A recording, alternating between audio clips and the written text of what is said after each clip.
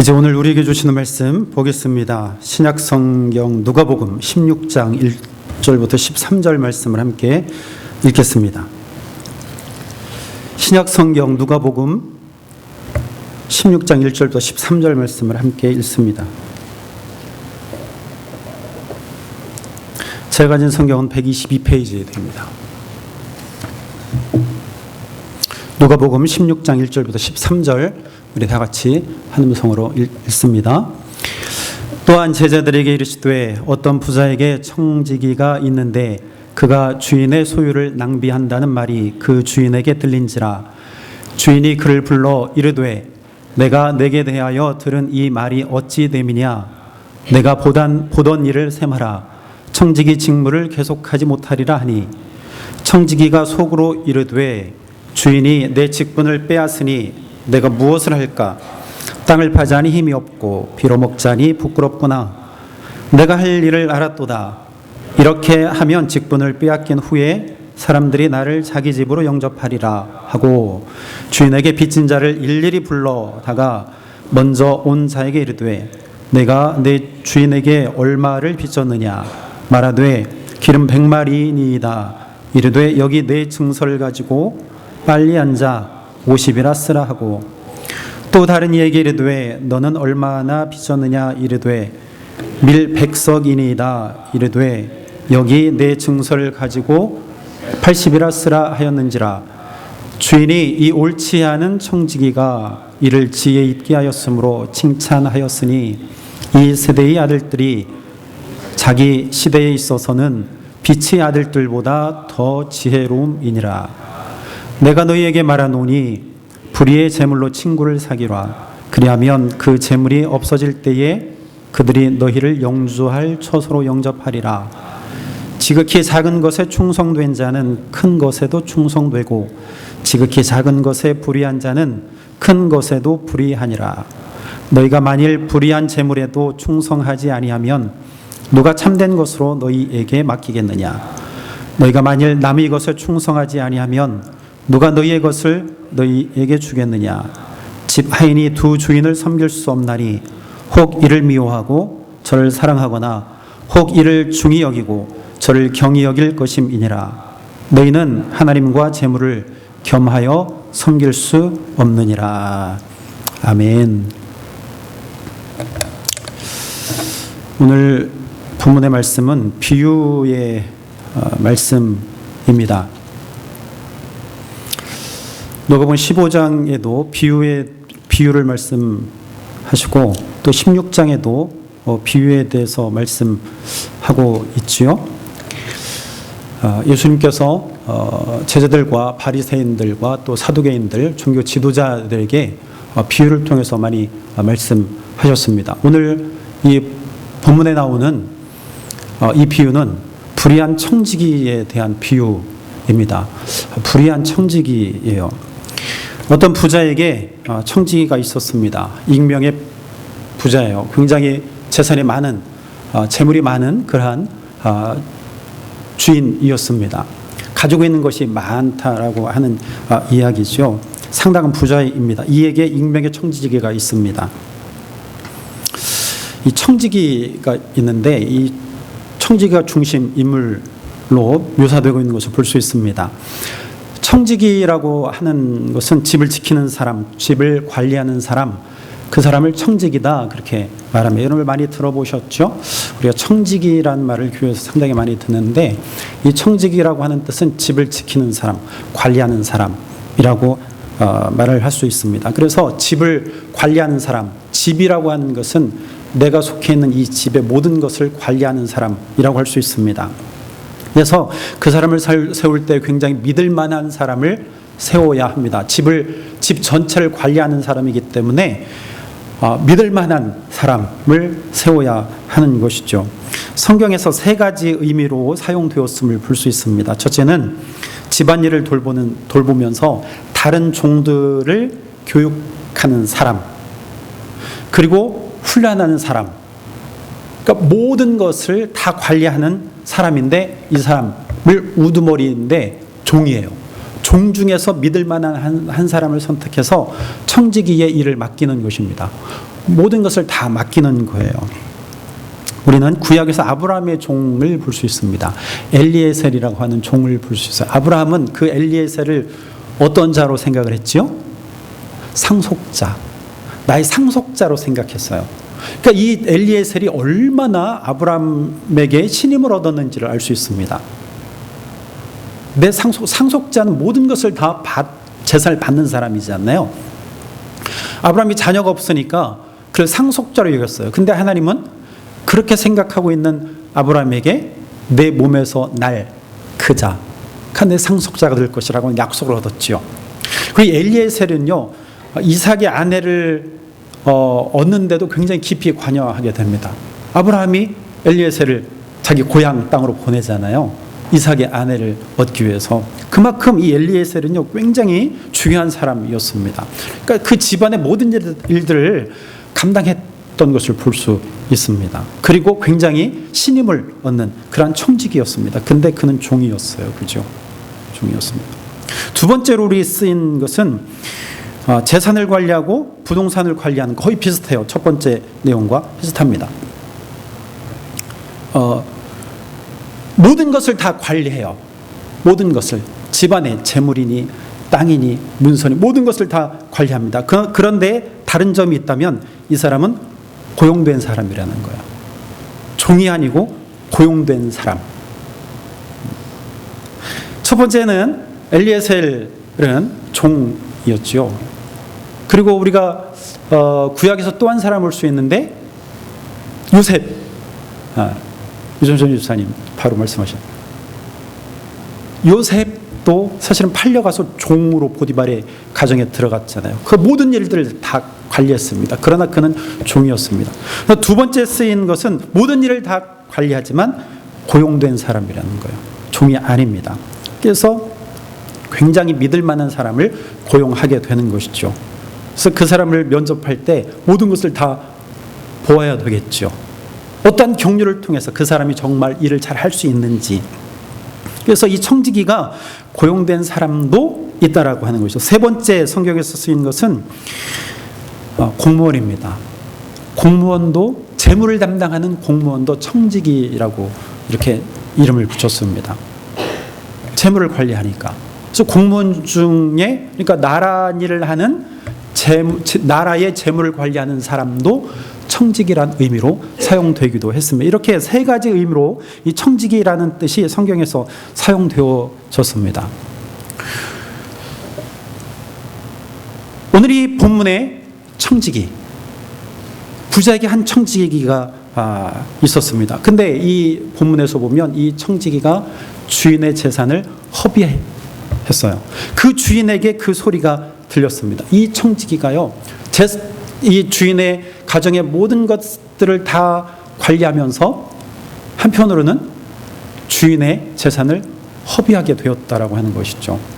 그 이야기를 주인이 듣게 되었다고 합니다.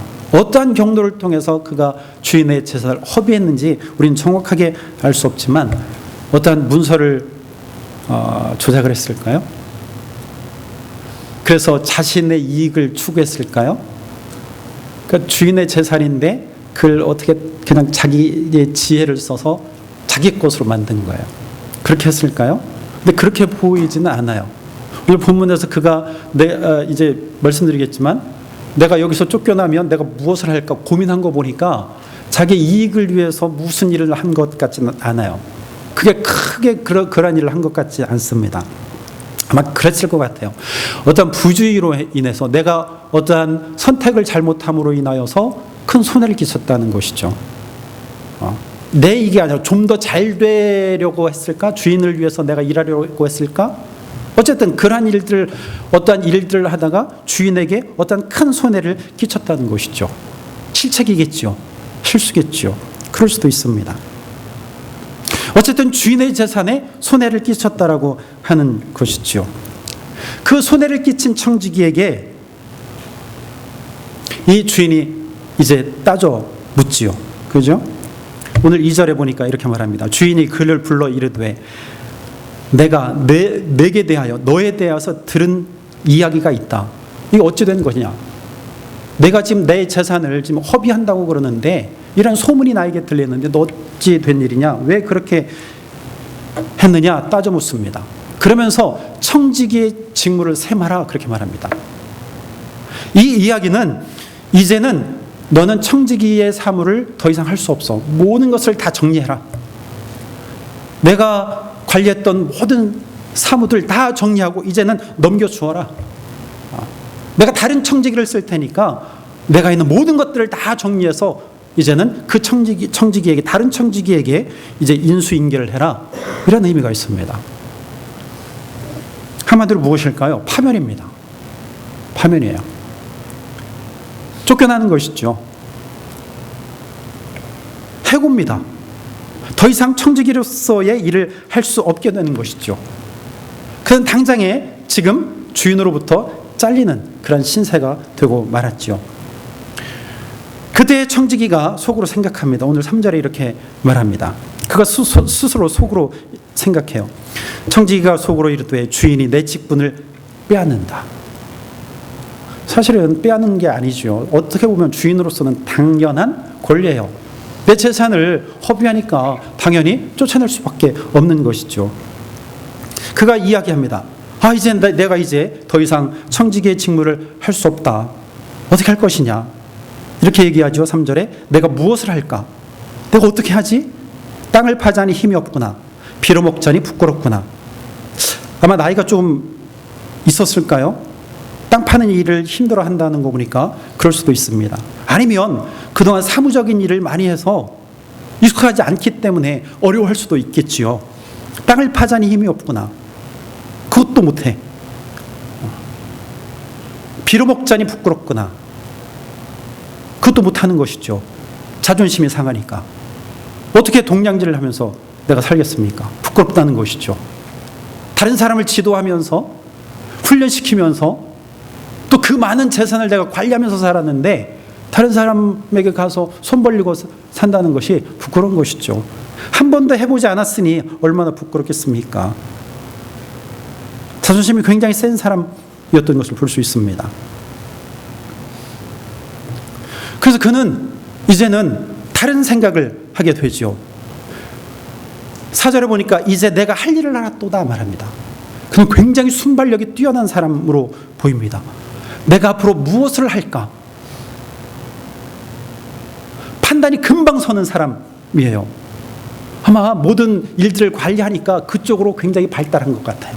내가 무엇을 해야 내가 먹고 살 수 있는지 굉장히 비상한 사람이에요.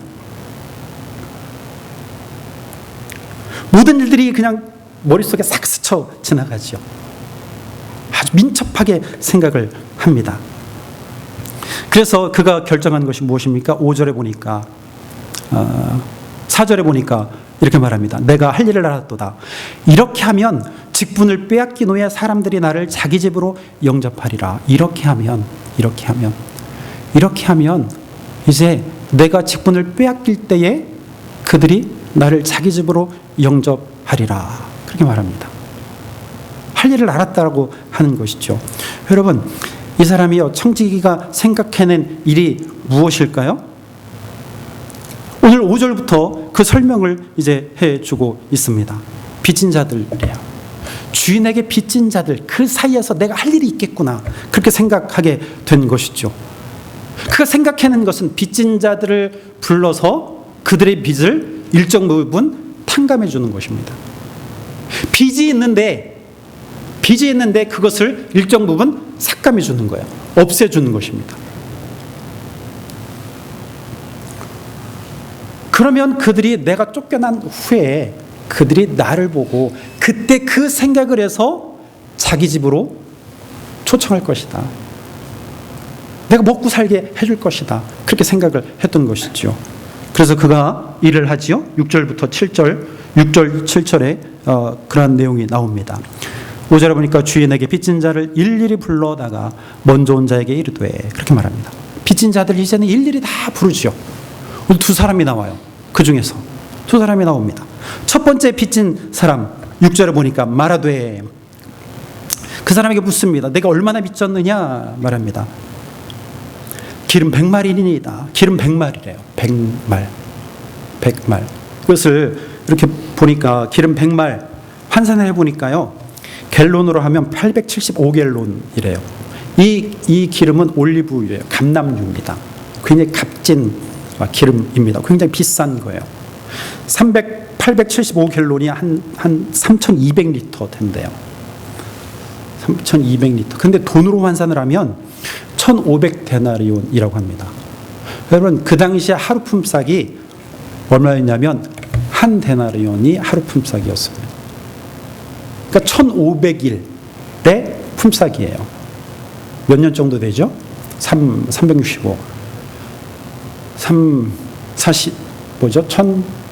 342, 1265. 대충 보니까 4년 나와요. 아유, 계산이 잘 안 돼요. 어쨌든 4년 정도 되는 것 같아요. 그러니까 빚을 굉장히 많이 진 거잖아요. 그죠? 근데 이 사람에게 지금 탕감해줘요. 오늘 본문에 보니까 몇 %를 탕감해 줍니까? 내가 말하되 기름 100마리니이다. 이르되 내가 여기 증서를 가지고 빨리 앉아 50이라 쓰라 말합니다. 50이라. 그럼 100마리인데 50이라고 써요. 50%나 탕감해 주라고 말을 합니다. 여러분, 이건 굉장히 파격적입니다. 이런 사람이 있을까요? 이런 사람이 있을까요? 없어요. 세상 천지에 이런 사람 없을 것입니다. 이런 사람이 있으면 내가 그 사람 돈 빌리고 싶어요. 이 청지기가요, 너무나 파격적인 지금 제안을 하고 있는 것입니다. 그 청소에 50%라고 적습니다. 50% 탕감은 그 금액을 적어요. 두 번째 빚진 자가 옵니다. 7절에 보니까 또 다른 얘기를 돼. 너는 얼마나 빚졌느냐? 이르되 밀 100석이니이다. 밀 100석이래요. 이것은요, 금액이 더 커요. 제가 보니까 2,500데나리온이나 된답니다. 그러니까 2,500일의 품삯이에요. 엄청난 양의 빚을 지는 자를 불러서 무엇이라고 합니까? 여기 내 증서를 가지고 80이라 쓰라 말하면 80이라 쓰라. 20%를 탕감해 주는 거예요. 이렇게 이 청지기는 모든 사람을 불러서 지금 그 빚을 일정 부분 탕감을 해주고 있다는 것이죠. 이 사람이요, 지금 주인의 것을 어떻게 하고 있습니까? 청지기 직무를 할 때도 마찬가지고 이제 잘리게 생겼으니까 더 이제 주인의 재산을 지금 더 손해나게 하고 있는 것을 볼 수 있습니다. 여러분 같으면 그렇게 하실 수 있겠어요? 여러분들이 직원이라면 주인의 돈을 가지고 이렇게 하실 수 있겠습니까? 물론 악감정을 품고 하면 할 수도 있겠지. 그러나 후환이 두려워서 이렇게 할 사람은 아마도 세상 천지에 없을 것 같아요. 그죠?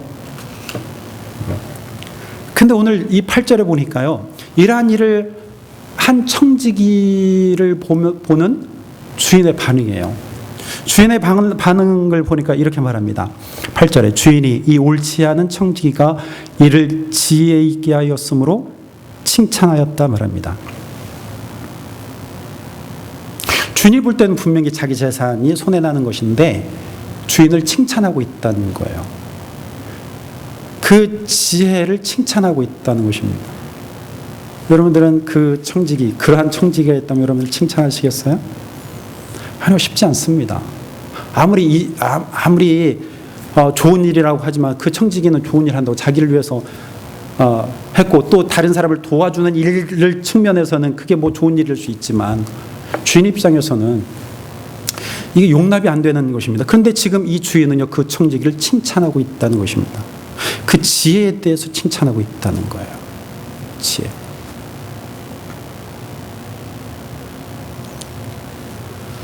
그럼 이 주인이 그 청지기를 칭찬한 이유가 무엇일까요? 오늘 이게 이 비유의 가장 중요한 목적입니다. 예수님께서 이 비유를 통해서 주시는 목적이에요. 이것은 뭐냐면 이 주인은요, 오늘 이 비유를 통해서 말씀하시는 것은 어떤 청지기의 도덕적이고 윤리적인 측면을 따지자고 한 게 아니에요. 그것보다 더 중요한 목적이 있다는 것이죠. 그것은 뭐냐면 이 청지기가 위기에 닥치는 그 순간에 아주 민첩하게 생각하고 민첩하게 결단하고 민첩하게 행동했다는 거예요. 청지기에게는 지금 위기가 닥친 것입니다. 어떤 위기예요? 청지기 직무에서 쫓겨나는 위기입니다. 모든 것을 잃는 거예요. 아까 말씀드렸듯이 이젠 땅도 팔 수 없고 빌업자니 이제 부끄러워요. 할 수 있는 게 없다는 것이죠. 그 위기입니다.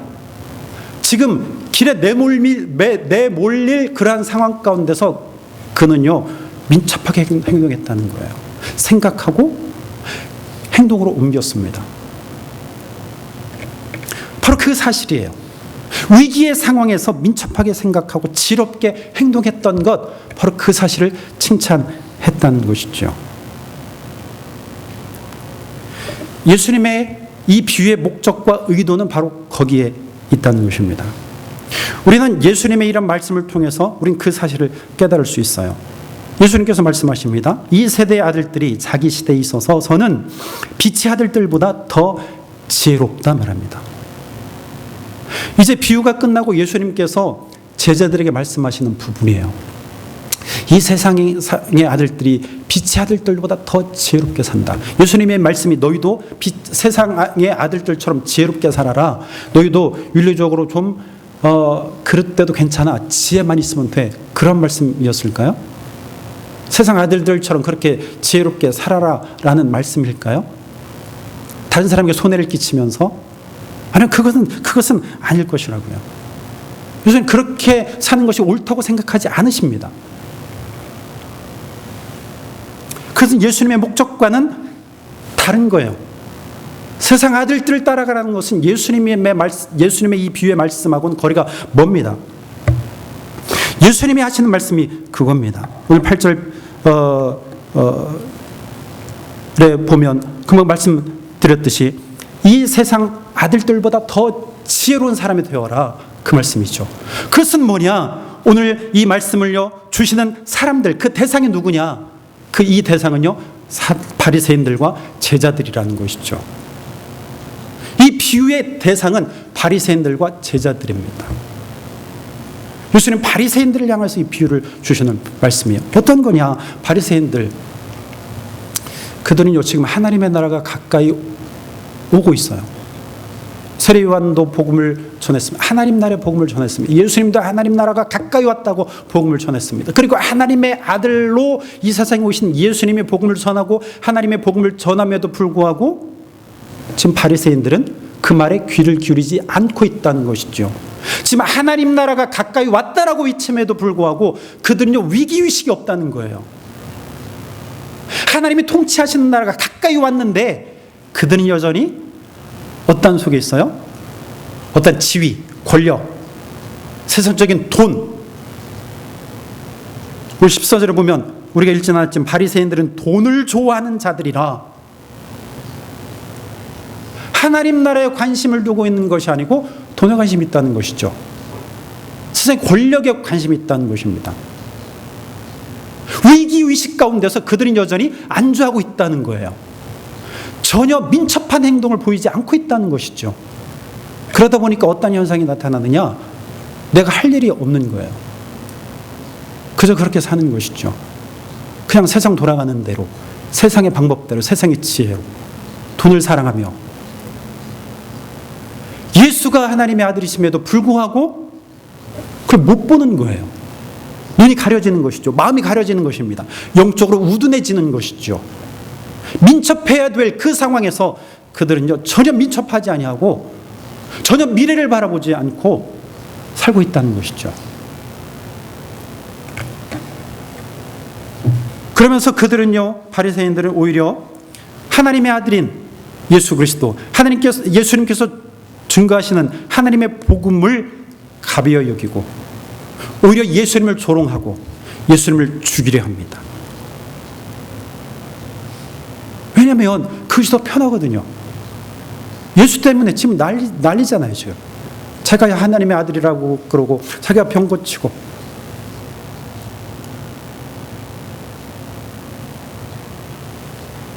예수님은요 지금 이 비유를 통해서 유대인들과 종교 지도자들에 대해서 좀 경고하는 말씀입니다.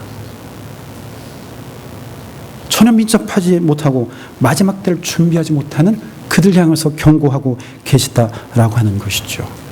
그러면서 세상의 아들들이 빛의 아들들보다 더 지혜롭다. 그렇게 말씀하시는 거예요.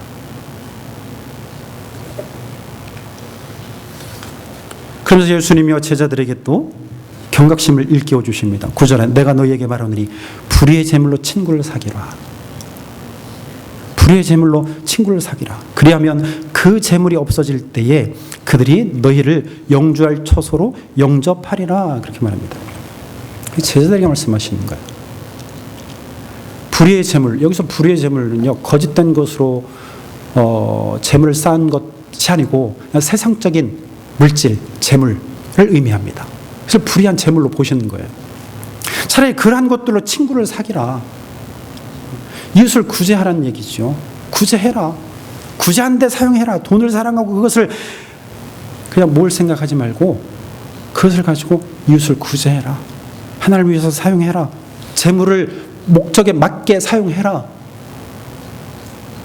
그것이 더 지혜롭다라고 말씀합니다. 그러면 그들이 나를 영원한 처소로 인도하게 될 것이다 말합니다. 오늘 4절에서는 이 청지기가 어떻게 얘기합니까? 나를 자기 집으로 영접하리라. 그러나 9절에서는 너희를 영주할 처소로 영접하리라 말합니다. 여기서 너희는 누굽니까? 제자들이에요. 너희를 영주할 처소로 영접하리라. 재물이 없어질 때에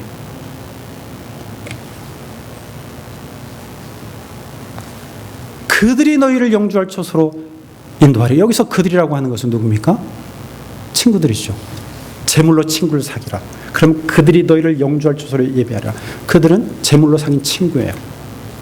근데 1차적으로 여기서 말하는 그들은 친구들이지만 궁극적으로는 예수 그리스도를 가리킨다는 것이죠. 왜냐하면 영주할 처소가 어디냐? 오늘 청지기는 자기 집, 그들이 나를 자기 집으로 영접하려고 했는데 오늘 9절에서 말씀은 영주할 처소, 영원히 거주할 처소라고 말씀하십니다. 그러면 여기서 그들은요 궁극적으로 예수 그리스도를 가리킨다는 거예요. 여러분 영원한 처소로 우리를 인도하실 분은요 오직 예수 그리스도밖에 없습니다. 영원한 처소는 어디냐? 하나님의 나라예요. 하나님의 나라. 오늘 저는 이 본문 누가복음 4장 16절부터 13절까지 읽을 때마다 생각나는 한 사람이 있습니다. 딱 맞는 한 사람이 있습니다. 자기 통장에 29만 원밖에 없다고 이야기한 사람이에요. 저 읽을 때마다 그 사람이 이 비유와 딱 맞는 사람이라고 생각해요. 그러나 그분은요 통치할 때 정말 재벌들을 모아놓고 많은 돈을 거두어들였어요. 그냥 북한에서 댐 지어놓고 큰 댐 지어서 댐을 터뜨려서 남한을 다 홍수화시킨다고 얼마나 매스컴에서 떠들었는지 모릅니다. 그래서 성금을 거두어들였어요. 그래서 금강산 댐을 만들어야 된다. 그래서 그냥 성금을 막 모아들였어요. 근데 지킨 졌어요. 금강산 댐을.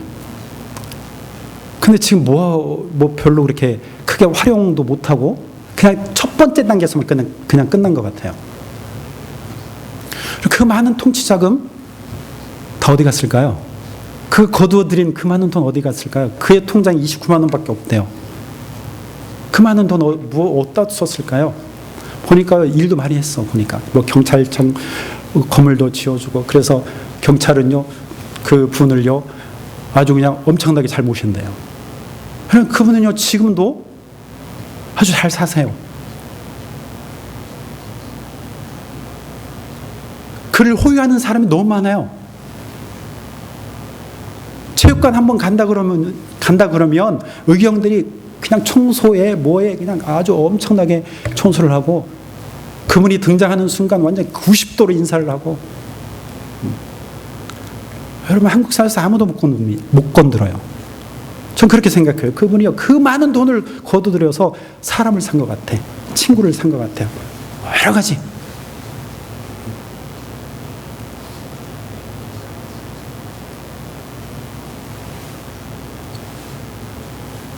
그러고 보니까 참 맞아요. 재물로 친구를 사귀어 놓으니까 퇴임 이후에 아주 오래도록 이 사람 지지하는 사람도 있고요. 가는 곳마다 이 사람을 위해서 일하는 사람들이 너무나 많아요. 지혜로운 사람이죠. 세상 사람들도 이렇게 지혜롭다는 거예요. 내가 퇴임 후에 어떻게 할 것인가 다 준비해 놓았다라고 하는 것이죠. 그런데 빛의 아들들, 하나님의 선민 백성이라고 하는 이스라엘 백성들, 유대인들이라고 하는 그들이요, 하나님의 나라를 준비하지 않고 산다는 거예요. 그냥 내가 있는 자리가 좋다는 것이죠. 하나님 나라가 가까이 왔다라고 하는데도 준비하고 있지 않아요. 말씀대로 살지 않고 있다는 것이죠. 그 나라를 바라보지 않고 돈만 사랑하고 산다는 것이죠. 내가 가지고 있는 지위가 좋다는 거예요. 바리새인으로서 나는 성경 가르치는 자, 성경을 해석하는 자야, 가르치는 자야, 그 존경받는 자야. 난 이게 좋지. 뭐 하나님의 나라 오면 뭐 할 거냐, 여기가 좋은데.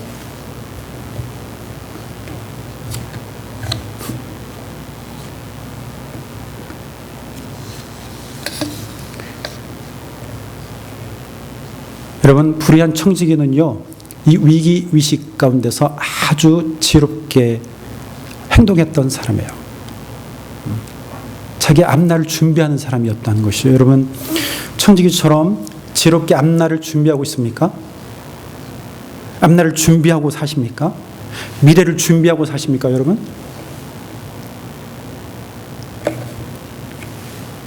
우리가 미래를 위해서 준비하며 사는 것 너무나 중요합니다. 두 가지가 있어요. 하나는 현실의 미래입니다. 현실의 미래 참 중요해요. 우리가 앞으로 어떠한 이 세상에서 무엇이 돼요? 어떻게 살 것인가? 준비해야 돼요. 학생들에게 늘 이야기하지만 공부하는 것도 미래를 위한 준비입니다.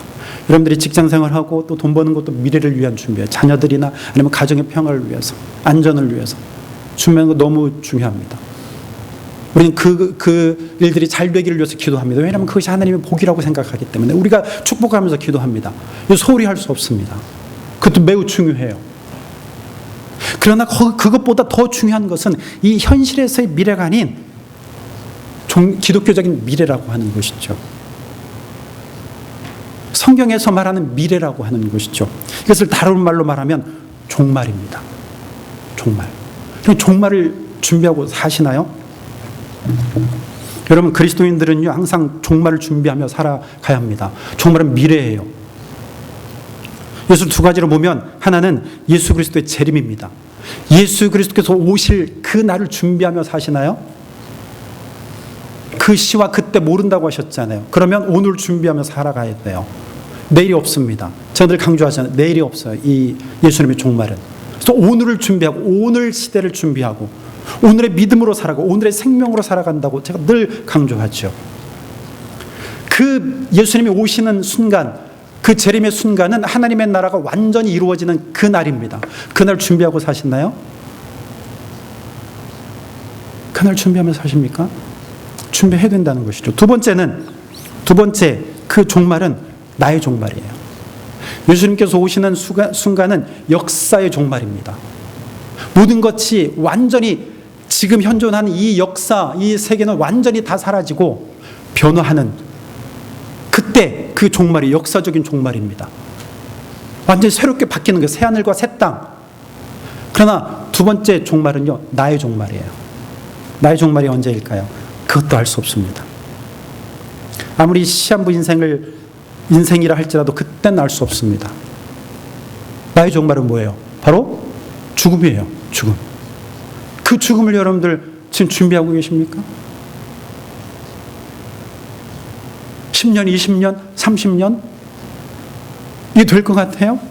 아니죠. 우리는 알 수 없습니다. 나의 종말도 알 수 없어요. 오직 나의 생명은 하나님께 달려 있습니다. 그 죽음을 우리가 준비하고 있냐는 것이죠. 정말 긴급하게 우리는 그 사실을 알고 준비하고 있냐 이 말입니다. 지금 우리가 무엇을 목표로 해서 무엇을 바라보고 살아가냐는 것이죠. 내가 내일 죽으면 지금까지 있었던 모든 것, 지금까지 쌓아온 모든 것들이 다 무슨 소용이 있겠습니까? 세상적인 그러한 것들을 많이 쌓아놓은들 다 무슨 소용이 있겠어요? 물론 그것이 중요하지만 그보다 더 중요한 것을 우리가 준비하지 않는다면 그것보다 덜 중요한 것이 과연 무슨 소용이 있겠냐는 것이죠. 정작 중요한 것을 준비하지 못하고 산다면 우린 끝이라는 거예요. 지혜롭지 못하다는 것이죠. 오히려 그러면 세상의 아들들보다 더 지혜롭지 못한 것이죠. 도리어 세상 사람들은 지혜롭게 산다는 것이죠. 왜 그들보다 못하게 사냐는 거지. 여러분, 오늘 비유에서 예수님께서 우리에게 말씀하시는 것, 모든 것을 잃었을 때에 우리에게 영접해 주실 분이 누구냐는 것이죠. 죽음. 내가 모든 것을 잃는 그 순간은요, 죽음이에요. 가족도, 재산도, 집도. 모든 것을 잃는 그 순간 죽음이에요. 그때 나를 영접해 주실 분이 누구냐는 것이죠. 그것을 알아야 한다는 거예요. 내가 죽을 때, 나의 종말이 올 때 나를 영원한 처소로 인도하실 분은 오직 예수님밖에 없다는 것이죠. 그래서 중요한 것은 우리의 삶 가운데 늘 긴밀하게, 친밀하게 관계를 맺어야 할 분이 누구냐? 예수님이라는 거예요. 예수님. 예수님과 관계를 더 깊게 맺어야 한다는 거예요. 바리새인들처럼 돈을 사랑하면서 돈과 관계를 맺는 것이 아니고 누구와? 예수님과 긴밀하게 관계를 맺어야 된다는 거예요. 언제? 내일? 아니요. 지금. 오늘. 그게 중요하다는 거예요. 그래서 우리 그리스도인들에게는요, 매일 위기의 상황이라고 보면 돼요. 그렇다고 이게 두려움의 위기가 아닌 기쁨의 위기. 왜냐하면 죽음이지만 끝나는 순간에 모든 것이 다 없어지지만 우리는 어때요? 연속성이 있어요. 죽음 이전과 이후는 연속성이 있습니다. 그리스도인들에게는. 왜냐? 영원한 삶이 주어지잖아요. 단절되지 않습니다. 이 세상의 삶과 죽음 이후의 삶은요, 단절되지 않아요. 왜냐하면 예수 안에 있으면 영원한 생명이 주어지기 때문에. 지금 우리 안에 있는 생명은 예수의 생명이기 때문에 예수님이 오신다고 달라지지 않아요. 그 영원한 생명은요, 계속 연속성이 이어지는 거예요. 그러므로 우리는 예수님과 늘 가까이 하고 예수님께 집중하는 삶의 자세로 살아가야 한다는 것이죠. 그 사실을 오늘 본문에서 예수님은요, 그 말씀을 하시는 거예요. 그 말씀. 지혜롭게 살아라 말씀하시는 것이죠. 여러분, 순간순간 우리가 살아가면서 이 사실을 잊지 말아야 됩니다. 미래를 준비해야 돼요. 매일같이. 기쁨으로 우리는 준비할 수 있습니다. 우리 예수님께서 우리와 함께 하시기 때문이지요. 그래서 우리가 날마다 이러한 삶을 살아가면서 살아갈 때 그 삶은요 결코 정말 낙심하는 삶이 아니고 좌절하는 삶이 아니고 기쁨의 삶이 될 것입니다. 하나님, 내가 오늘도 준비하면 내가 지금 죽어도 내가 하나님 나라에 거하기 때문에 나는 두렵지 않습니다. 나는 슬프지 않습니다. 나는 기쁨으로 갈 수 있겠습니다. 그리고 고백할 수 있는 것이죠. 두렵지 않은 거예요. 죽음이 두렵지 않은 거예요. 그래서 죽음을 준비한 자는요, 죽음이 두렵지 않은 거예요. 날마다 준비하면서 삽시다. 그게 지혜로운 자예요. 그것을 예수님께 칭찬하시는 것이죠. 여러분, 어떻습니까? 내가 미래를 위해서 준비하고 있는가? 다시 한번 되묻고 미래를 준비하는 것, 즉 종말을 준비하며 사는 저 여러분이 되기를 주의 이름으로 축원합니다. 기도하겠습니다. 우리 함께 기도합시다. 하나님 성으로 우리 잠깐 기도할까요? 하나님, 하루하루 살아가면서 늘